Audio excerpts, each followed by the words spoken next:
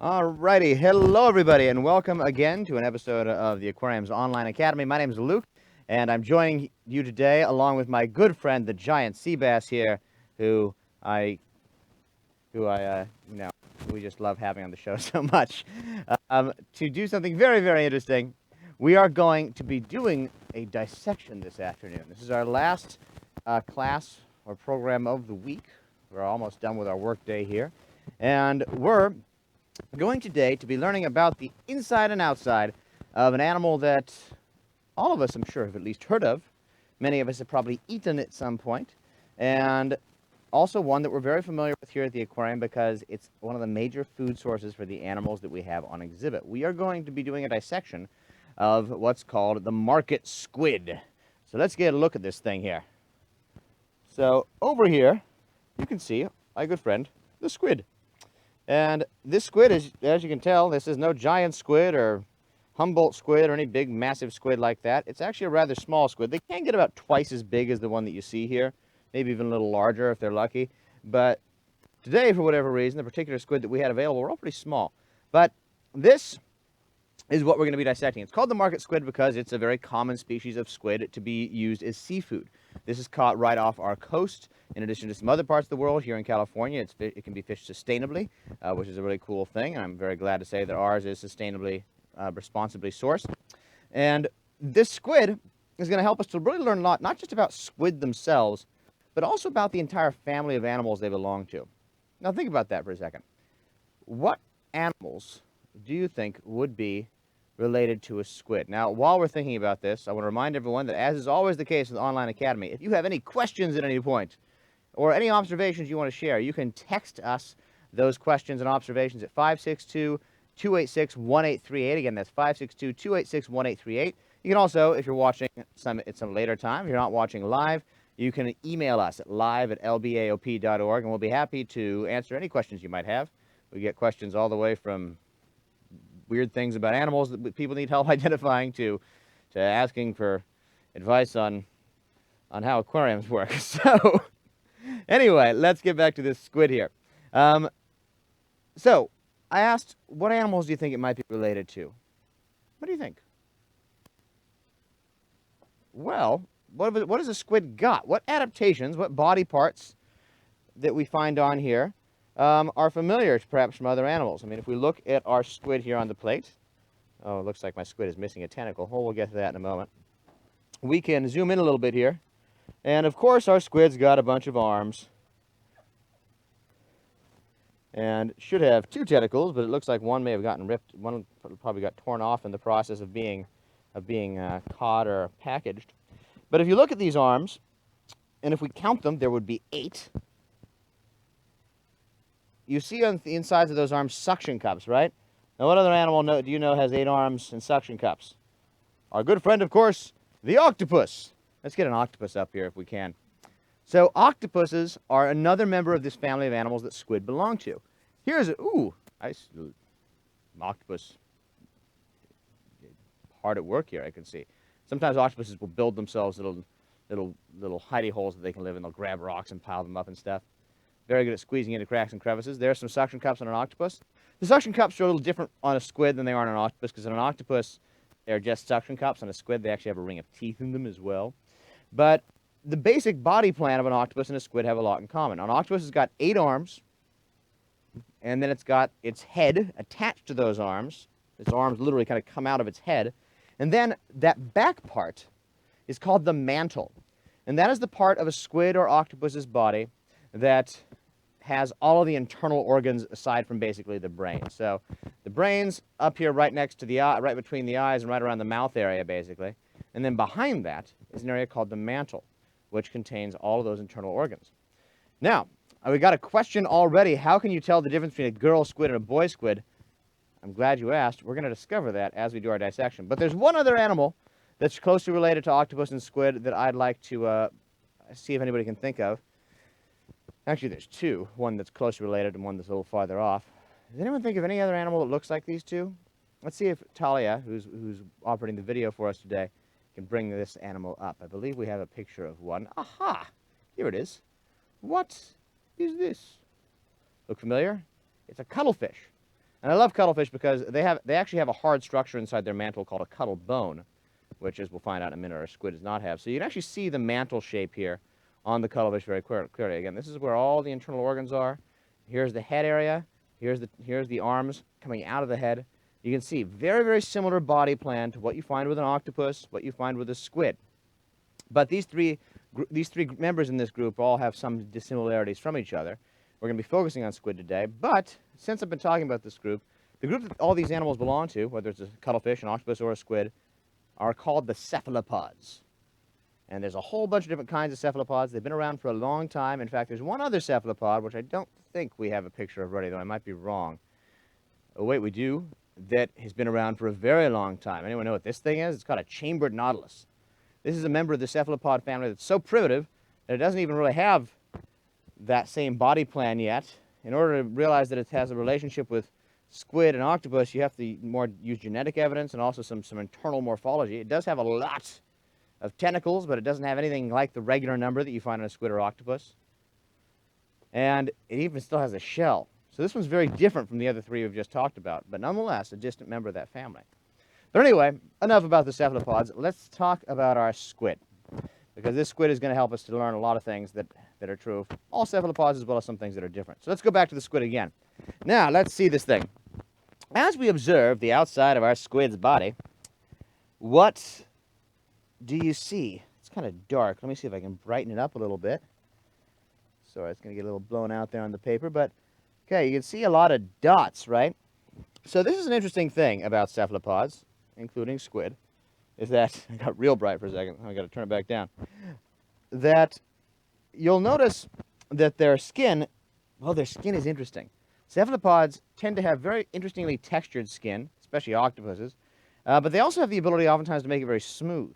And also, one finds it hard to nail down what color cephalopods are a lot of the time, because you know what? They can change color.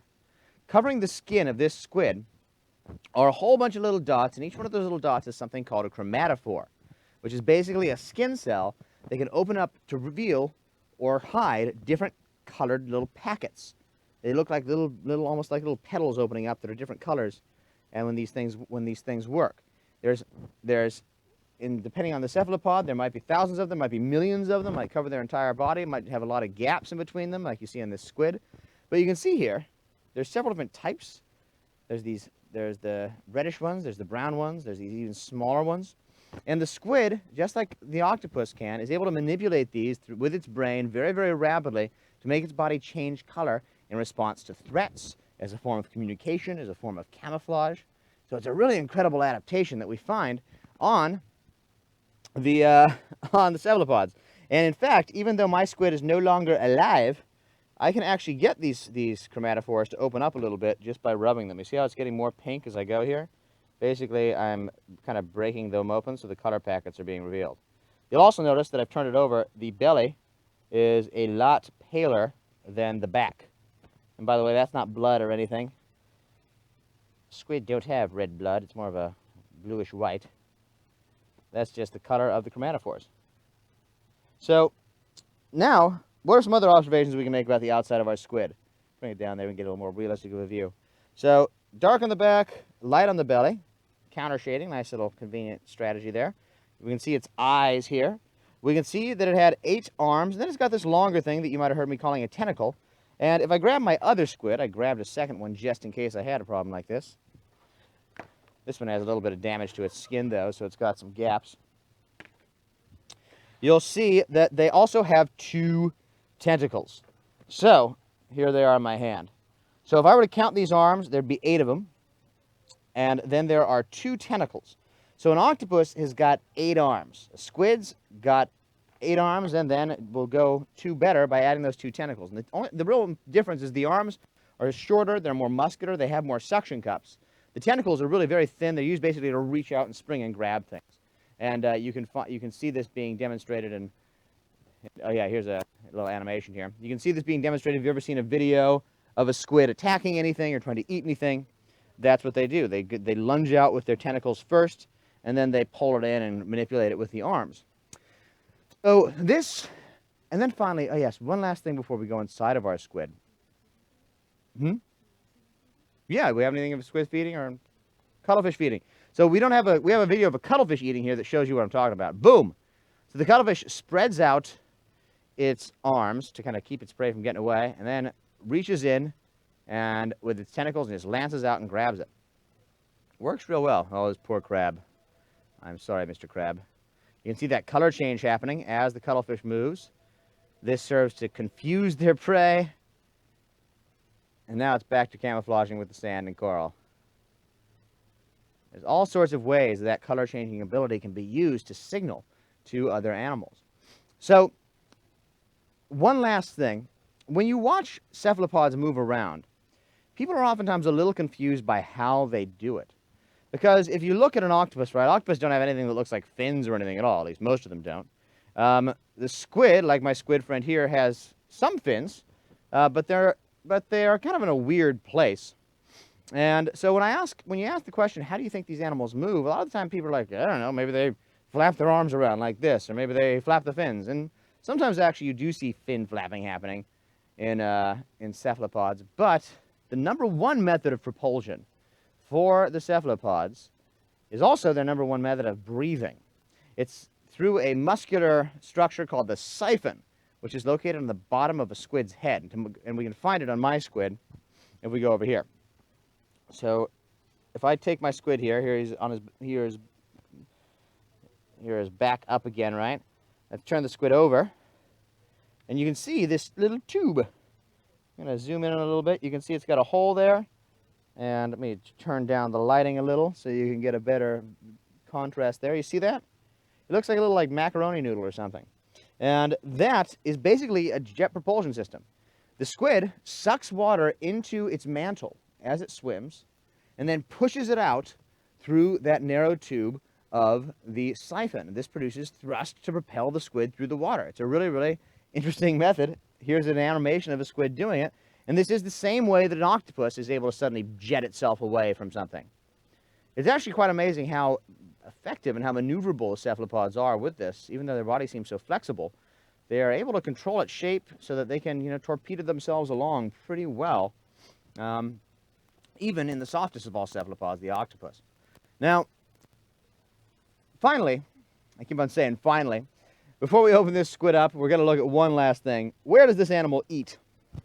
Well, where do you think? If we look between all the arms, we should be able to find out.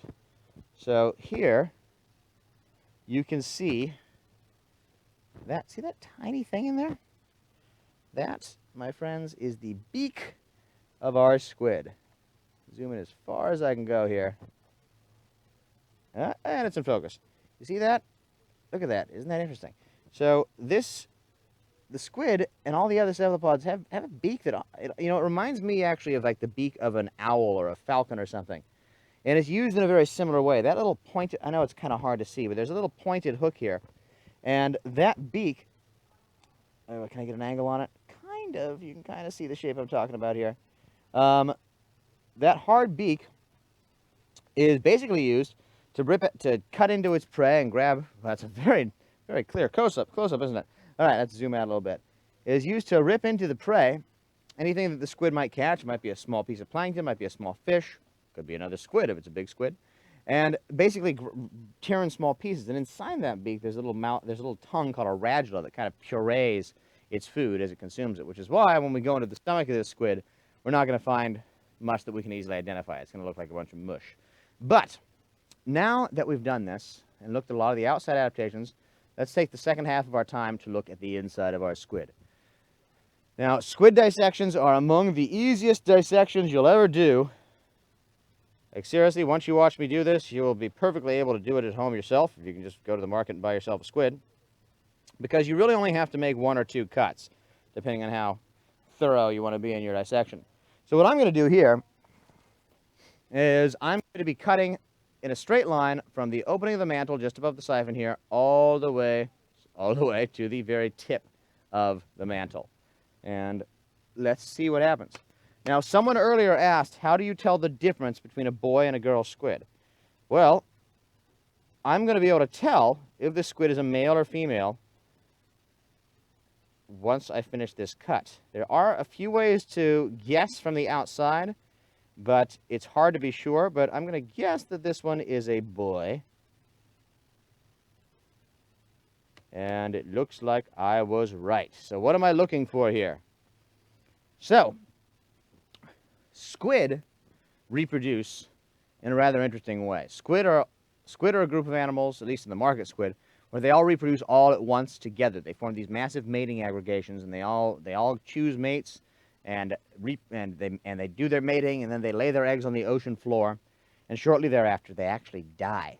This is true with octopus too. Once they lay their eggs, or once their eggs hatch in the case of octopuses, they die pretty quickly after that. Most of the members of the cephalopod family only get to mate one time or so in their lives. And so, if this were a female squid, what I would see when I opened this up would be a large yellow egg sac that would be located right there. It would be it would feel a little bit like Jell-O. It would be filled with these little teeny beads. Those would be the eggs.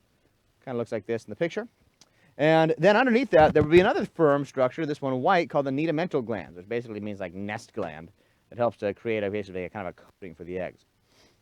Now, question from Seymour, what's my favorite type of squid? My favorite type of squid is the Humboldt squid. Thank you very much, Seymour. And I'm sorry, market squid, but you're too small. Humboldt squid, here's one. They're like a market squid in most ways, except they're like 8 or 9 feet long. Personally, I think they're even cooler than the giant squid because, well, you can find Humboldt squid, giant squid. It's really hard to locate them. So, where were we? So, to return to our squid, so instead of finding an egg sac in this squid, what I found was a sperm sac. So right here, near the top of this squid's body, there's a little sac. It's full of a whitish goo, and that's how we know this is a boy squid and not a lady squid. Now, you can tell, though, once you look at this thing, there's not that much to look at, right? It's a little bit, I don't want to say disappointing. And I would open up my other squid, but I can tell by feeling on the outside that these are males, too.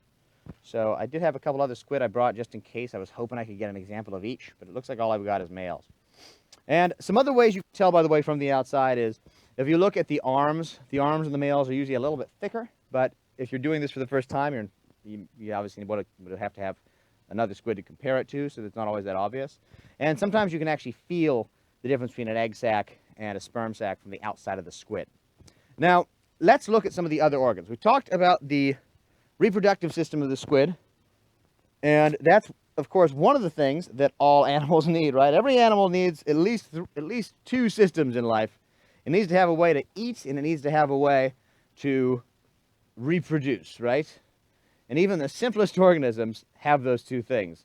In the case of the squid, there are some additional organs that help with this process because it's not as complicated as it is inside us, but it's not as simple as it would be, say, inside of jellyfish.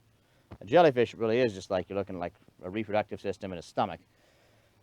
But in the squid, there's a few other things going on. For one thing, what's a squid's most famous defense mechanism? How does a squid protect itself? I guess there's several that are famous. There's the camouflage, right? But we also know that squid and octopus are famous for doing what? Shooting ink. If they're threatened or something, they want to get away. If they shoot out this ink that's unpleasant to a predator or is confusing, and it gives them a chance to maybe get a little farther away. And in our squid, you can actually see the ink sac. So the squid makes the ink itself instead of its body, just like any bodily fluid. It's able to manufacture it on its own, and it stores it in this sac. And usually, if we remove said sac, we can find out if there was any ink left inside of it. Now, I don't normally do this till the end, but I got out of order here, so I'm going to see if I can do something I've never tried before. Oh, I messed up. You see what happened? I was trying to see if I could get the ink sac out without spreading any of the ink, but it looks like a little bit came out. All right, now we're going to play a fun game. This tiny little thing, let's see how much ink it had inside of it. Wow. Wow, right? Pretty impressive, huh? I can just keep on, I could cover the whole plate with this stuff. So you can see that there's quite a lot of ink inside that tiny little sac. This is potent stuff, and there's still a lot of it in there. So it's easy for the squid to produce a cloud of this, Look, I just painted half the plate back. And that's a lot of ink from that tiny little ink sac. Wow. So that's a pretty effective defense mechanism, right? And now that we've removed the ink sac, we can look at some of the other stuff on the inside of the squid. Now, the next thing I want to see if I can track down is any part of its digestive tract. And my favorite way to do this is actually a little bit weird, but when it works, it's a lot of fun. And that's, I like to go in through the mouth of the squid and see. Oh, this is a good question. I just got, how do they go poop? Well, there's a poop tube, which we will identify shortly if we can track it down. I'll see if I can find the other end. So I was going to start with the mouth, though. I use such technical terms. Poop tube, that's the scientific term for that part of the squid's body. Just kidding, it's not. Okay, so when we get to, where was I going? Oh, yes, I said I wanted to start with the digestive system by starting with the mouth of the squid. So what I'm actually going to do right now is basically detach the entire mouth structure of the squid. It's called the buccal mass, which basically means cheek mass, but it also contains the beak. I'm going to be removing that from this squid. So the way to do this is pretty simple. You just have to know how to feel for the connection. So if you zoom in real close to this mouth, if I zoom in real close here, you'll notice that there are connections. Come on, camera, you can do it. There we go. There's this structure, right? There's the dark beak in the middle there, and then there's this thing around it, this kind of ring shape. And then there's these 5 kind of little nodules connecting there. So there's a little bit of muscle and connective tissue here. This is a very, very important center of the entire nervous system of the squid, so its brain is actually located in this area. In fact, some of what we're looking at probably is parts of that nervous sort of center, because the squid's arms each have a little bit of their own brain as well. And what I'm going to do, though, I'm going to turn, just to show you where I'm going here, I'm going to be putting my fingers between the squid's eyes on either side of its head, like so. And then I'm going to gently push upward until I feel a very slight pop. And sometimes it's obvious, other times I mess this up. That's one of the other reasons why I brought 3 squid. And then I'm going to grab this buccal mass between my fingers. Oh, there we go. I felt the tear. And is anyone in the mood for some lunch right now? See, several of my teammates said that they couldn't be grossed out by anything. Is everybody doing well? Everybody still fine? So, now you'll notice that there's still this, okay, I'm holding the mouth in my hand, right? And this is very delicate, so I have to be careful here. There's still this tube attached to it. That is the esophagus of my squid. And watch what happens when I yank on this. Now, you would expect, right, that the esophagus is where the food goes after the animal eats, right? So, if I pull on the esophagus, it should show me the location of the stomach. Voila! Look, it is like one of those pulsating egg things in an alien movie.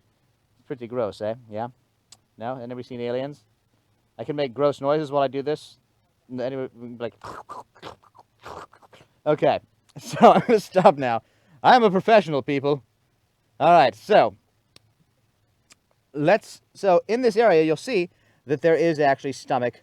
And if we were to go back the other way, we could eventually find this tube, which I think the wreckage of is that part of the gill? It looks like some stuff was coming out of it. Yeah, here we go. This tube here, which is the important area of egress for the food that I just sort of cut it in half. But anyway, there's a tube that comes out. It's one of the hard things about doing squid dissections is that they have all their internal body parts are almost all the same color. Let me see if I get some tweezers here. So it's sometimes hard to tell the different parts apart from each other. But there's a tube that comes down here on this side, which you can usually, sometimes I can squeeze the stomach and get stuff to come out through it. But looks like right now I'm not having a lot of luck. But anyway, moral of the story is, yes, squid do poop. And also, while we're on this subject, yes, Stacey? What? No, sorry. One of my colleagues here gave me a look here. I think just because I'm being so scientific. Now, another thing we can look at while we're in this area is there's the thing next to it. I've gotten squid ink all over my controls of my camera. Oh, no.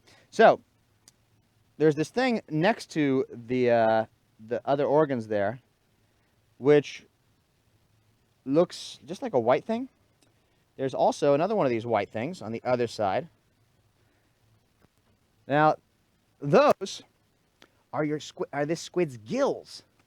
So the squid has gills, just like fish do. In fact, most animals that, well, I don't want to say most, but many animals that live in the ocean, be they fish or crabs or anything, or any lots of other things in between, actually do have gills. They've been evolved independently by a lot of different kinds of animals and formed into all kinds of different shapes. Because all you have to do to have functional gills is just have basically something that exposes your blood or your hemolymph in the case of this thing, basically what they're using to move oxygen or nutrients around in their body, to the water so that you can absorb oxygen.